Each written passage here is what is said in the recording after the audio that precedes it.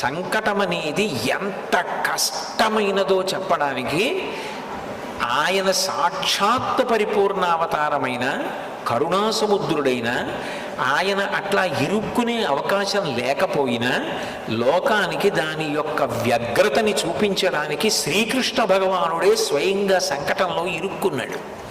అది ఆయన తొలగించుకోలేక కాదు, లోకానికి సంకటం ఎంత భయంకరంగా ఉంటుందో చెప్పడానికి సంకట స్థితిని ముందు కృష్ణుడు అనుభవించాడు.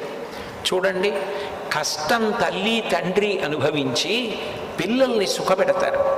అట్లా మనకి సంకటం కలగకుండా ఉండడం కోసం తాను సంకటమునందు కృష్ణ పరమాత్మ ఇరుక్కుని చతుర్థి వ్రతాన్ని చేసి ఆ వ్రతం చేసిన కారణం చేత సంకటం నుంచి ఎలా పైకి రావచ్చో లోకానికి నిరూపించాడు.